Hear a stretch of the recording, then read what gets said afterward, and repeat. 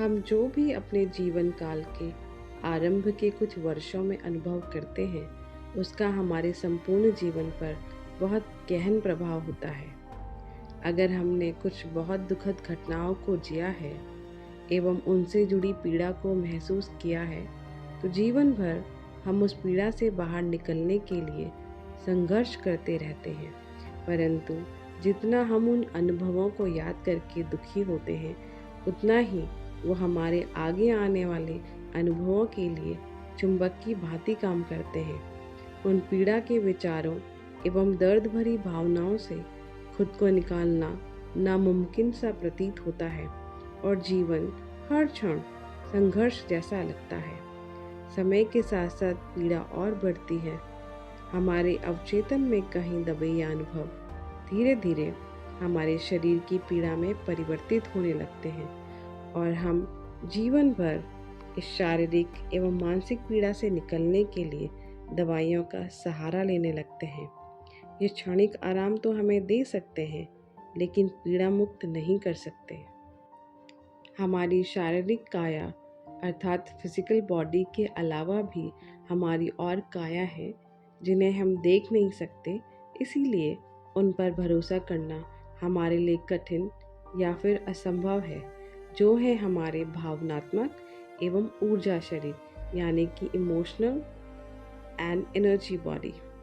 जिस तरह से आप अपने टीवी पर चलचित्र तो देख सकते हैं, लेकिन उन तरंगों को नहीं देख सकते जो उन चलचित्रों को संभव करती हैं, ठीक उसी प्रकार हम अपने ऊर्जा शरीर को नहीं देख सकते हैं। सही मायनों में हमारा जीवन उस अदृश्य ऊर्जा से ही नियंत्रित होता है। जिस प्रकार ऊर्जा का प्रवाह आपके जीवन में होगा, उसी प्रकार के अनुभव आपके जीवन में होंगे। अपने विचारों को एकाएक बदलना असंभव है, क्योंकि हमारे अचेत मन को ऐसे ही विचारों की आदत हो गई है। लेकिन सचेत मन के साथ हम अपनी भावना, विचार एवं ऊर्जा का संचालन बेहतर कर सकते हैं। और इसकी शुरुआत आप इन विचारों के साथ बह जाने की बजाय नए विचारों को ऊर्जा देकर कर सकते हैं। अपनी आंखें बंद कीजिए और बस इन विचारों को ध्यानपूर्वक सुनिए। धीरे धीरे ये आपके पुराने विचारों, भावनाओं और ऊर्जा की जगह ले लेंगे और जहाँ पहले असहनीय पीड़ा थी, वहाँ खुशी और कृतज्ञता की ऊर्जा बहने लगेगी। इन विचारों को सुनते हुए अगर आपके अंदर कोई भी नकारात्मक या विरोधी विचार या भावनाएं आए, तो घबराएं नहीं एवं उस भावना या विचार से संघर्ष भी ना करें। बस उसे आने और जाने दें। जब आप संघर्ष नहीं करेंगे, तो वो विचार एवं भावनाएं स्वयं गायब हो जाएंगी। तो आइए नए विचारों के बीज बोएं। आप अपने पुराने विचार एवं बचपन की उन घटनाओं को प्रेम पूर्वक अलविदा कहें और उनसे कहें, आपका शुक्रिया, आप इतने साल तक मेरे साथ थे, पर अब समय आ गया है कि मैं नए विचारों एवं भावनाओं को अपने अवचेतन में जगह दूं, ताकि आगे आने वाले समय को बेहतर बना सकूं।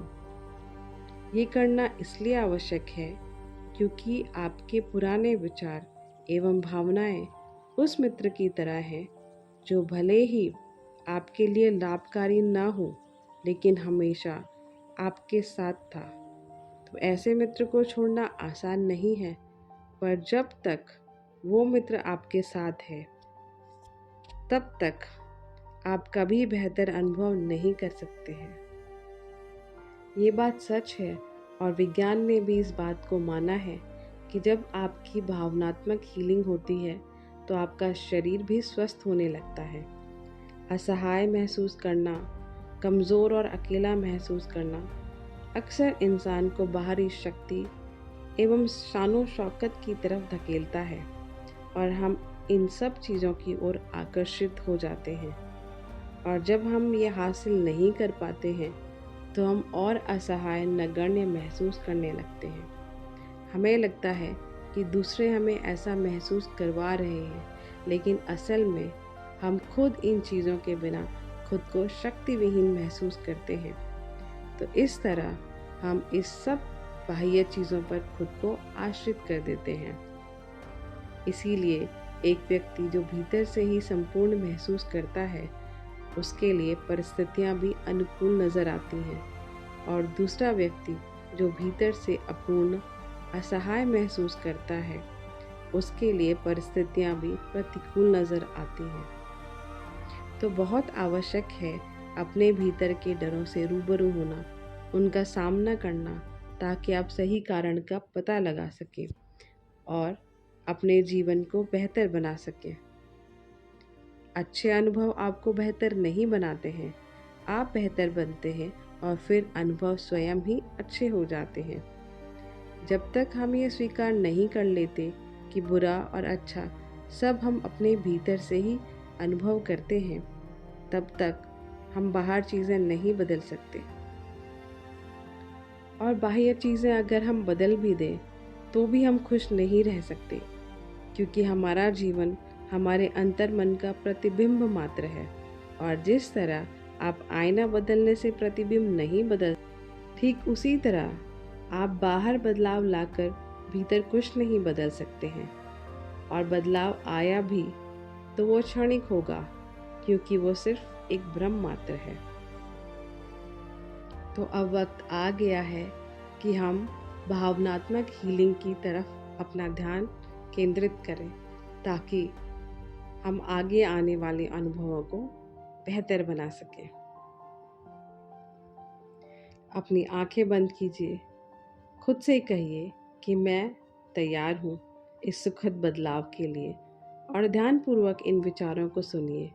विचारों को शुरू करने से पहले आपको एक बात का ध्यान रखना है कि आप अपना ध्यान अपने हृदय चक्र पर केंद्रित करें एवं लंबी गहरी सांसें लेते रहें।